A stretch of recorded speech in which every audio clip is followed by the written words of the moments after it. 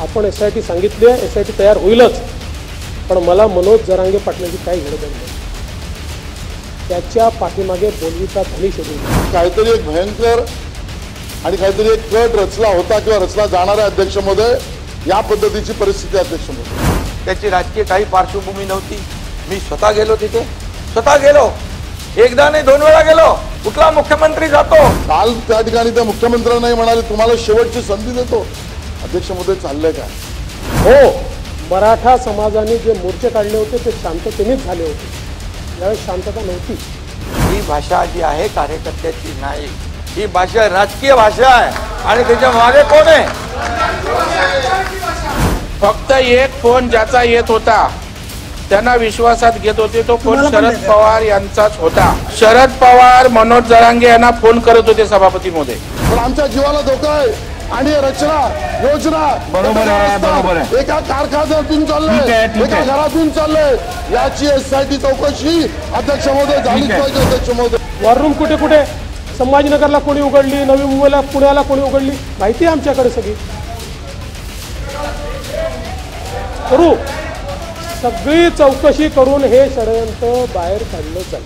अध्यक्ष महोदय, काल मी टीव्हीवर पाहत होतो तर अध्यक्ष महोदय मनोज जरांगे पाटील यांनी त्या ठिकाणी वक्तव्य करताना ज्याचा हेतू आणि टिप्पणी आता मुंबई उच्च न्यायालयाने केली, ते असं म्हणाले की महाराष्ट्र बेचिराग ही भाषा त्यांनी अध्यक्ष वापरली. पण अध्यक्ष महोदय, कालची भाषा आणि कोर्टाचा त्या ठिकाणी असलेली टिप्पणी हे सांगते का अध्यक्ष महोदय की काहीतरी एक भयंकर आणि काहीतरी एक कट रचला होता किंवा रचला जाणारा अध्यक्ष महोदय, या पद्धतीची परिस्थिती अध्यक्ष महोदय. आणि या भयंकर कटा कारस्थानाला आपण दुर्लक्ष करून चालणार नाही अध्यक्ष महोदय. कोर्टही म्हणते की तुम्ही गांभीर्याने घ्या, शांत बसू नका. अध्यक्ष महोदय, तुला निपटून टाकू ही भाषा. अध्यक्ष महोदय, काल परवापर्यंत अध्यक्ष महोदय एका मंत्र्यांवर आता उपमुख्यमंत्र्यांकडे आणि आता मुख्यमंत्र्यांकडे. काल त्या ठिकाणी त्या मुख्यमंत्र्यांनाही म्हणाले तुम्हाला शेवटची संधी देतो. अध्यक्ष महोदय चाललंय काय?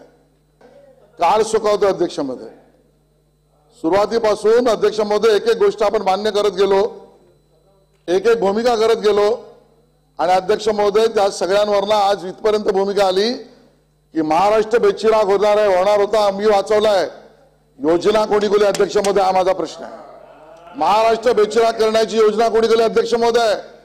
या आंदोलनकर्त्यांना उपमुख्यमंत्र्यांचा उपमर्द करणं हे तर ठीक, पण संपवून टाकू, निपटून टाकू या धमकी देण्याचा बळ कोणी दिलं अध्यक्ष महोदय, हा प्रश्न अध्यक्ष महोदय. अध्यक्ष महोदय, मुख्यमंत्र्यांनाही धमकी देण्याची, माननीय मंत्री भुजबळ साहेबांना धमकी देण्याची हिम्मत कोणी दिली अध्यक्ष महोदय, कुठून आली? प्रश्न अध्यक्ष महोदय त्या ठिकाणी अध्यक्ष महोदय हा महत्वाचा आहे. हे पत्रकार पोपटलाल यांच्या पक्षाचे ते आदल्या दिवशी बोलले अध्यक्ष महोदय एका दिवसात भाजपला संपवेल, आणि दुसऱ्या दिवशी अध्यक्ष महोदय जरांगे पाटील म्हणतात की उपमुख्यमंत्र्यांना आणि बाकीच्यांना मी निपटून टाकेन. अध्यक्ष महोदय, कोरिलेशन काय आहे? याच्या मागे घटकारस्थान आहे का अध्यक्ष महोदय? आमच्या मनात प्रश्न आहे आणि आम्हाला वाचवणं तुमची जबाबदारी अध्यक्ष महोदय. अध्यक्ष महोदय, हे सगळं घडणार आहे हे मनोज जरांगे पाटील ते राहतात कुठे शोधलं पाहिजे. अध्यक्ष महोदय, तो कारखाना कोणाचा अध्यक्ष महोदय याची भूमिका घ्या अध्यक्ष महोदय. त्या ठिकाणी आलेली दगड कोणाच्या कारखान्यातले आले अध्यक्ष महोदय त्याची माहिती घ्या अध्यक्ष महोदय. या आंदोलनात जेसीबी आणि त्या ठिकाणी टँकर कोणाच्या कारखान्यात आले अध्यक्ष महोदय? ते सदस्य कुठल्या पक्षाचे आहेत अध्यक्ष महोदय? अध्यक्ष महोदय, या सगळ्या मागे जर भूमिका एका व्यक्तीच्या समर्थनाची, एका पक्षाची, राष्ट्रवादी काँग्रेसची असेल अध्यक्ष महोदय, एका त्या कारखान्याच्या मालकाची असेल अध्यक्ष महोदय, तर अध्यक्ष महोदय मी आज मागणी करतो अध्यक्ष महोदय, एसआयटी लावा अध्यक्ष महोदय. माननीय उपमुख्यमंत्र्यांना आदेश द्या, या प्रकरणाची एसआयटी लावा. सगळं माहिती समोर आली पाहिजे अध्यक्ष महोदय. एसआयटी मार्फत चौकशी कालबद्ध अध्यक्ष महोदय. मराठा समाजाच्या बाजूने आम्ही आहोत, पण आमच्या जीवाला धोका आहे आणि रचना योजना एका कारखान्यातून चाललंय, एका घरातून चाललंय. याची एसआयटी चौकशी अध्यक्ष महोदय झालीच पाहिजे अध्यक्ष महोदय. जे काही मनोज जरांगे पाटील माझ्या विरुद्ध बोलले त्यानंतर मराठा समाज माझ्या पाठीशी उभा राहिला, त्यांच्या पाठीशी नाही उभा राहिला. पण अध्यक्ष महोदय माझी त्यांच्याबद्दल तक्रारच नाहीये, माझी तक्रारच नाही त्यांच्याबद्दल. खरं म्हणजे याच्या पाठीमागे कोण आहे तुम्ही म्हणालात ना, हे शोधावंच लागेल. असं आहे, जो महत्वाचा मुद्दा आहे तो शेलारांनी नंतर मांडलाय. तोच महत्वाचा मुद्दा आहे की या ठिकाणी दगडफेक करणारे जर या ठिकाणी सांगत असतील की आम्हाला दगडफेक करायला कोणी सांगितलं, पण का झाला लाठीचार्ज, आता हे षडयंत्र बाहेर येत आहे. आता हे लक्षात येत आहे कशा प्रकारे रात्री जाऊन त्या ठिकाणी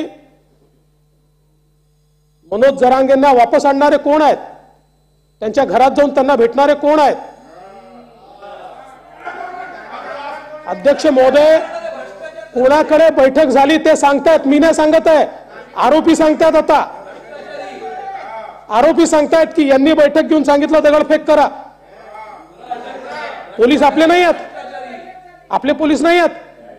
आपल्या पोलिसांना मारायचं आणि आपण चूप राहायचं.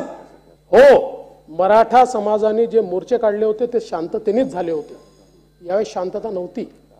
आणि त्यामुळे अध्यक्ष महोदय, जे काही या ठिकाणी कुठल्या स्तराला आपलं राजकारण चाललंय, म्हणजे आज आपण जर समाजाला विघटित करण्याचा प्रयत्न करणार असू, समाजाचे तुकडे करण्याचा प्रयत्न करत असू, अशा प्रकारचं राजकारण जर होत असेल, कोणासोबत फोटो निघतात त्यांचे, कोण सोबत दिसतात त्यांच्या, कोणाचे कार्यकर्ते म्हणत आहेत, कुठला पैसा येतोय, येत आहे साहेब, सगळं येत आहे. शेवटी या गोष्टी लपत नाहीत, एक एक गोष्ट बाहेर येते, ती येणारच आहे. आणि म्हणून मी या निमित्ताने एवढंच सांगतो की अशा प्रकारे अध्यक्ष महोदय, कोणी जर कोणाची आयमाय काढणार असेल तर या सभागृहाकडनं अपेक्षा अशी आहे की विरोधी पक्षाची असो का सत्ता पक्षाची असो, आडेवेडे न घेता, असं असतं तर तसं, जसं असतं तर तसं, असं घडलं असतं तसं, असं नाही. तुमच्याबद्दल असं घडलं ना, हा देवेंद्र फडणवीस उभा राहील तुमच्या बाजूने, ताकदीनं उभा राहील. त्यामुळे अध्यक्ष महोदय, आपण SIT सांगितली आहे, SIT तयार होईलच, पण मला मनोज जरांगे पाटलांची काही घेणं देणं नाही. त्याच्या पाठीमागे बोलविता धनी शोधून काढला. जी स्क्रिप्ट त्या ठिकाणी बोलली गेली, काही लोक रोज ती स्क्रिप्ट बोलतात आणि ती स्क्रिप्ट त्यांच्याकडनं येते. आणि हे जे आता ज्या ज्या लोकांनी अध्यक्ष महोदय या ठिकाणी सांगितलंय की आम्हाला कोणी कोणी काय काय सांगितलं, साहेब वॉर रूम कोणी उघडल्या माहिती आम्हाला, आता मिळाली आहे माहिती. वॉर रूम कुठे कुठे, संभाजीनगरला कोणी उघडली, नवी मुंबईला, पुण्याला कोणी उघडली, माहिती आहे आमच्याकडे सगळी. करू, सगळी चौकशी करून हे षडयंत्र बाहेर काढलं जाईल. बघा, मनोज जरांगे पाटील हा प्रामाणिकपणे मराठा समाजासाठी आंदोलन करत होता. त्याची राजकीय काही पार्श्वभूमी नव्हती.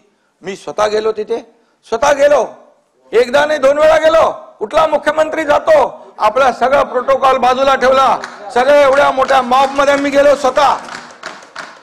शशिकांत शिंदे तिकडे होते. एवढ्या सगळ्या मॉब मध्ये असताना देखील मी तिकडे गेलो.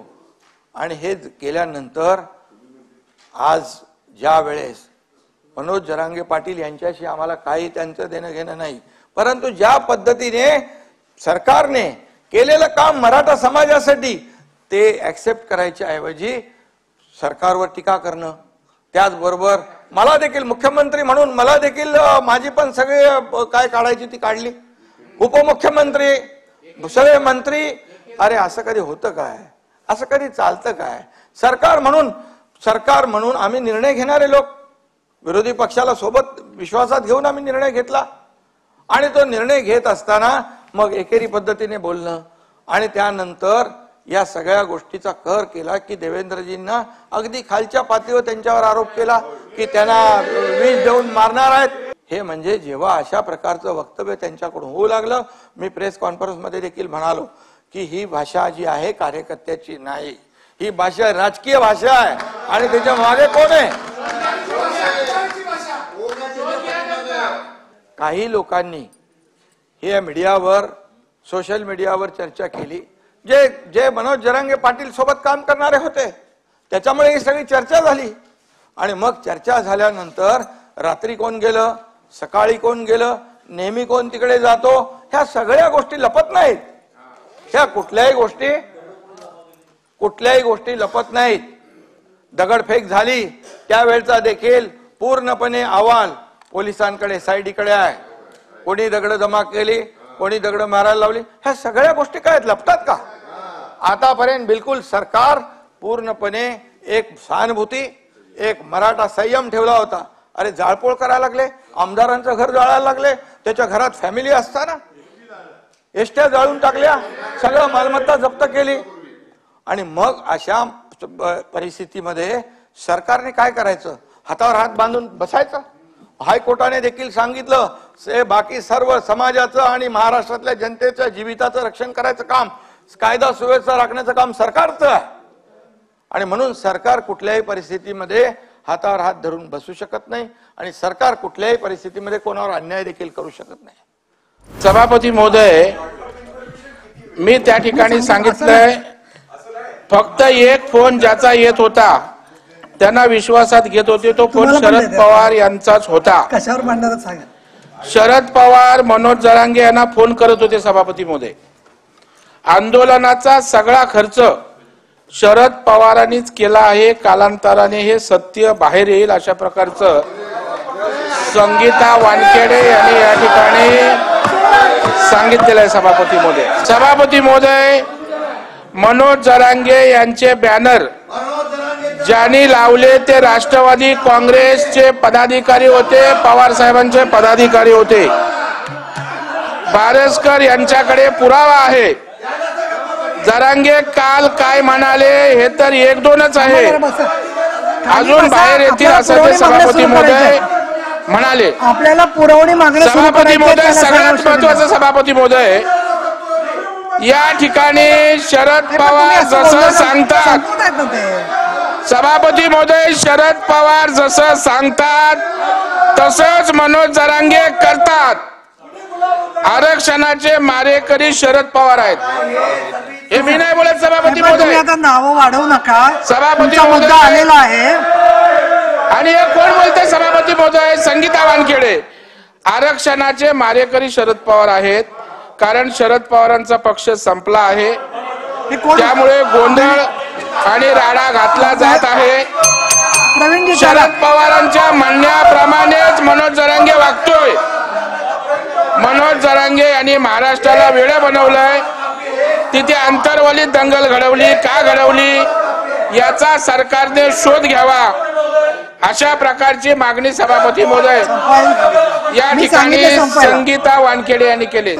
या सगळ्या प्रकरणाची SIT चौकशी व्हावी. एक, शरद पवार साहेबांचे फोन येत होते, जरांगे शरद पवारांचेच फोन घेत होते, हे संगीता वानखेडे सांगते, त्याची आपण शासन चौकशी करणार का?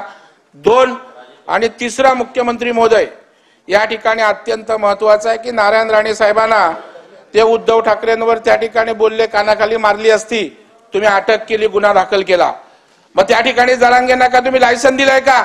देवेंद्र फडणवीसांना वाटेल ते अश्लाघ्य बोलायचं, अश्लील बोलायचं, तुम्ही त्यांच्यावर गुन्हा दाखल करून अटक करणार का?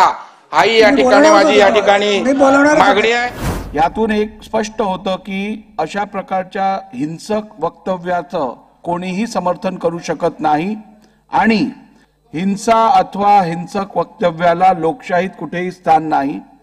ज्याचा लोकशाहीवरती विश्वास आहे तो हिंसा अथवा हिंसक वक्तव्याचा कधीही वापर करणार नाही. असं असल्यामुळे संसदीय लोकशाहीला जपणं हे या सभागृहाची जबाबदारी आहे आणि त्या संदर्भात योग्य उपाययोजना करणं ही शासनाची जबाबदारी आहे. ही अत्यंत गंभीर घटना आहे. या घटनेतून राज्यात अथवा देशात चुकीचा मेसेज जाणं अत्यंत डेंजरस किंवा घातक असेल. त्यामुळे या संपूर्ण विषयाचा गांभीर्य लक्षात घेता शासनाने या संदर्भातली सखोल चौकशी SIT मार्फत करावी.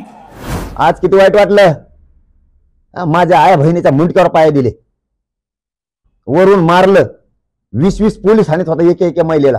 उचलून आपली का रे तुम्ही? येताना हाणता डोक्यात त्यांच्या. तुमचे नुसते आहे म्हणलो किती लागलं? आमच्या आया बहिणी उभ्या चिरल्यात तुम्ही. तेव्हा कुठे गेलता? यासाठी नेमणाऱ्या सत्ता हातात आली मग दुरुपयोग करून लोक तो घ्यायला तो याकडे करायला लागला का सगळे? आणि तो यासाठी चौकशाला घेऊन माझ्या आई बहिणीचे मुर्दे पडून देऊ काय? मी नाही पडून देणार.